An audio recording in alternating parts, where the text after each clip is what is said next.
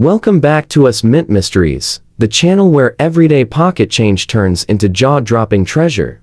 Let me ask you something right now. Have you ever held a Bicentennial Kennedy $50 and thought, this can't be worth much? What if I told you that 5 ultra-rare Bicentennial Kennedy $50 exist? Coins struck for America's 200th birthday, that have sold for staggering amounts of money. Some so rare, so perfect, and so misunderstood, that collectors have paid life-changing prices to own them. Take a close look at this coin in your hand. A 1776 to 1976 Bicentennial Kennedy $50, sitting in extra fine condition. At first glance, it looks familiar, ordinary, even. But this is exactly how some of the most valuable coins in American history begin their story. This coin was struck to celebrate America's 200th birthday, a once-in-a-lifetime event. For the first and only time, the Kennedy $50 carried a dual date, 1776 to 1976, linking the birth of a nation to one of its most beloved presidents.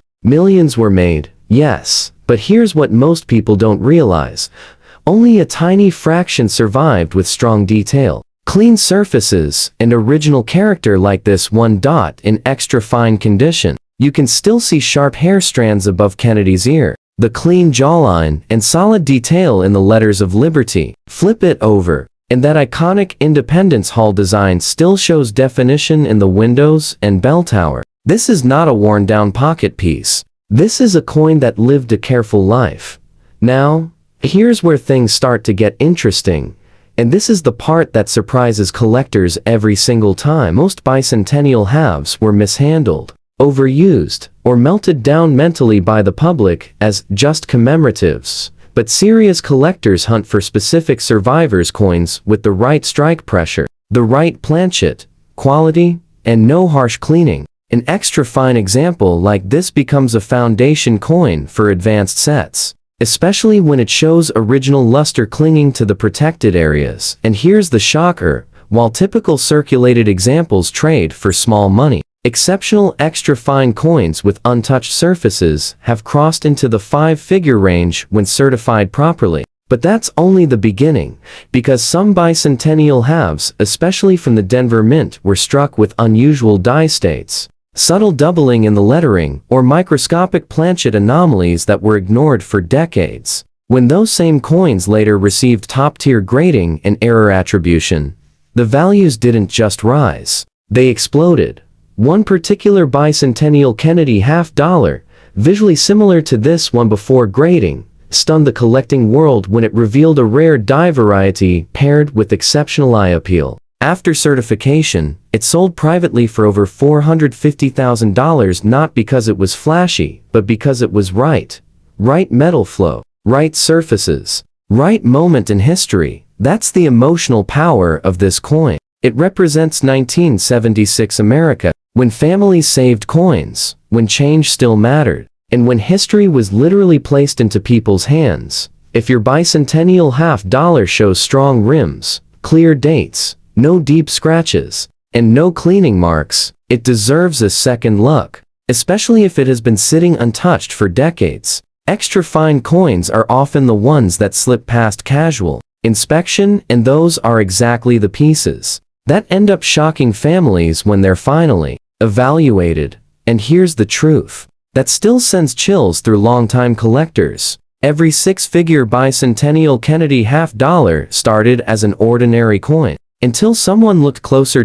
So, if this coin feels heavier in history, if it looks better than it should, if something about it just feels different, hold on to that feeling, because next up, we're moving to a Bicentennial Kennedy $50 that most people have never seen a version so rare, so misunderstood, that collectors fought over it when it surfaced. And you do not want to miss what comes next. Now, let's move on, and this is where the story takes a very unexpected turn. In your hand is a 1967 Kennedy $50, sitting in fine condition. At first, many people shrug at this date. No mint mark, not flashy, looks well used. But that reaction is exactly why this coin has fooled people for decades. The year 1967 sits right in the middle of one of the most unusual periods in U.S. coin history. The United States was dealing with a massive coin shortage. Silver was disappearing from circulation, and because of that crisis, the U.S. Mint made a bold decision. No mint marks were used from 1965 through 1967. That single choice changed everything.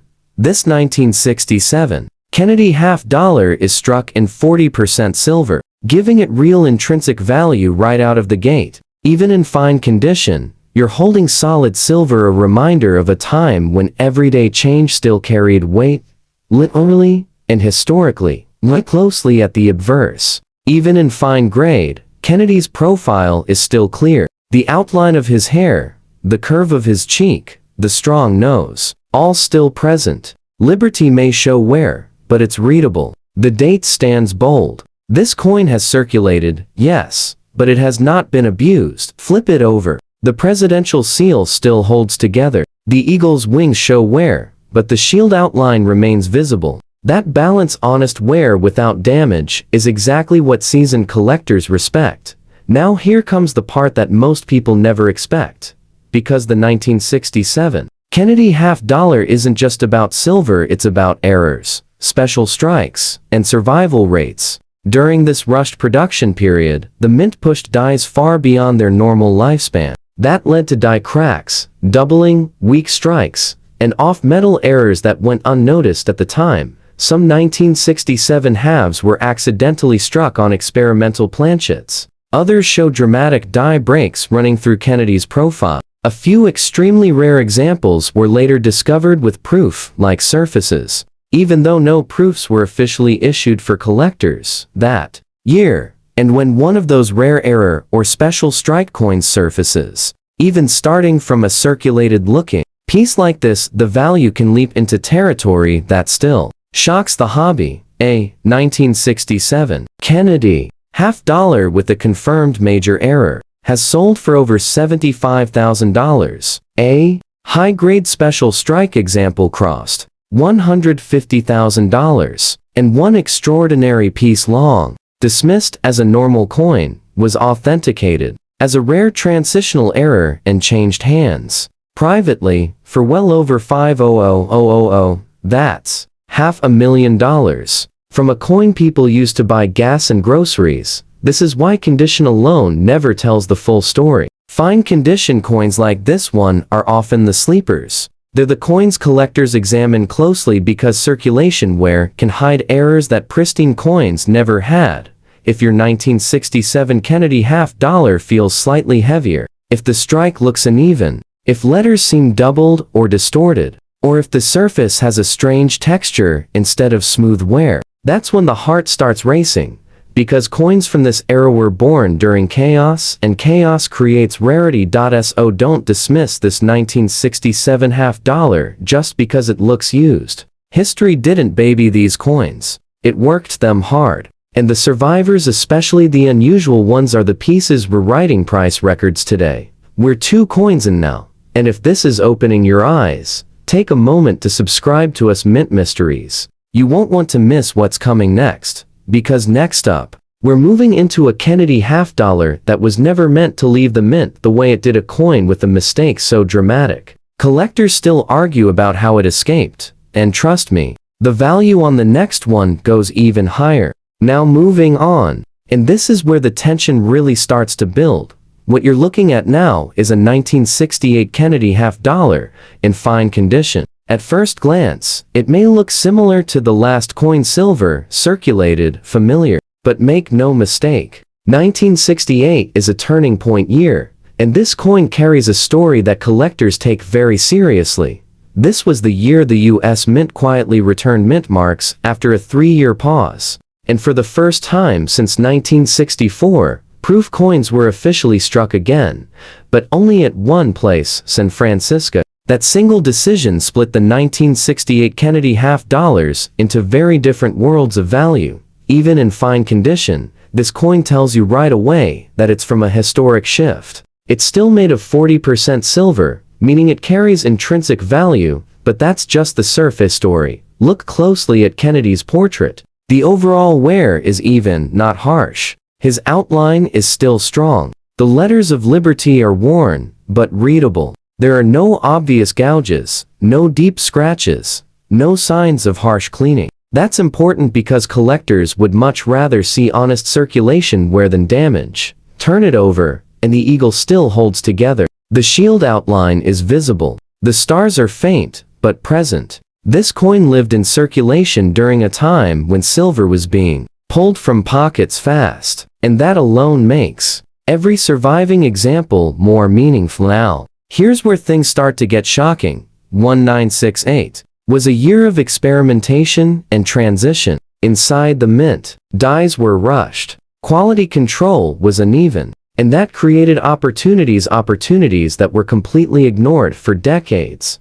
Some 1968 Kennedy half-dollars were struck with dramatic die doubling, especially in the motto and Kennedy's hair. Others show severe die cracks, running straight through the portrait or across the reverse shield. A small number were struck with proof-like surfaces, despite not being sold as proofs. And then there's the category that makes collectors' hands shake: wrong planchet strikes. A handful of 1968 halves were struck on planchets meant for other denominations or experimental metal blends. When those coins surfaced years later, the market reacted fast and fiercely. One 1968 Kennedy half-dollar with a major off-metal error sold publicly for over $120,000. Another example, originally thought to be an ordinary circulated coin, was authenticated as a rare special strike and later sold privately for more than $300,000.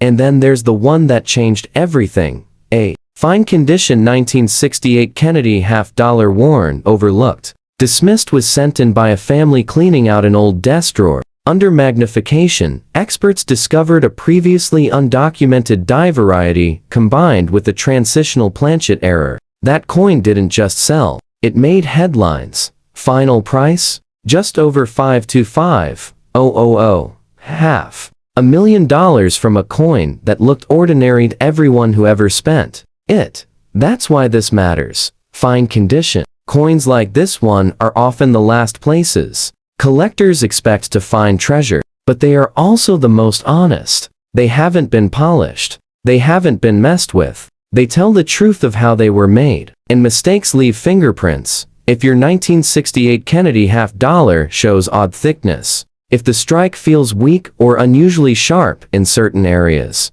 if letters look doubled, stretched, or slightly melted, stop. Look again. Because coins from this year sit at the crossroads of old silver money and modern minting. And crossroads create legends. And just when you think the story can't get any more intense. Next up, we're stepping into a Kennedy half-dollar that collectors describe as dangerous, because once you understand it, you'll never look at your change the same way again.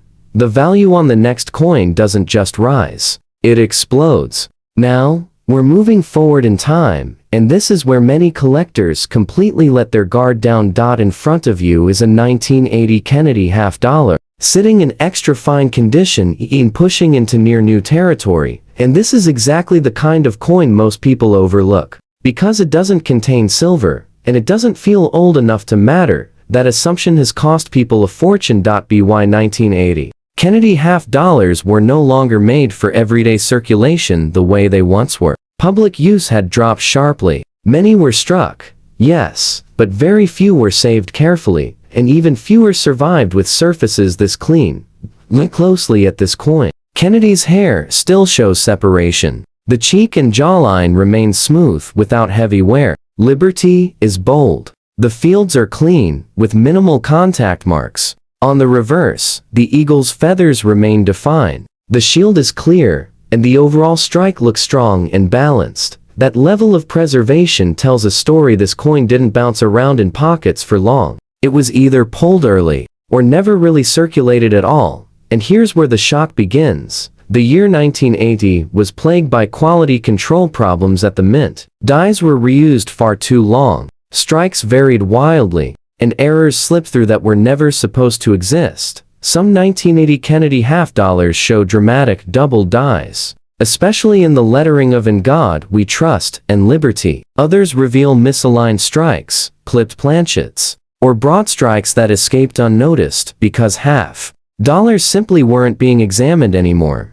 but the most dangerous category, the one collectors quietly chase, is the near-new circulation strike. That looks suspiciously perfect, because a small number of 1980 halves were struck using experimental dye treatments and unusual minting pressure. These coins were not proofs. They were not sold to collectors. They were mistakes, and the mint never advertised them. One extra fine to near new 1980 Kennedy half-dollar shocked experts when certification revealed a previously undocumented doubled die combined with exceptional strike quality. That coin sold for over $180,000. Another example, originally thought to be a modern throwaway coin, was authenticated as a wrong planchet strike, thinner and unmistakably wrong. Final price? Just under $400,000.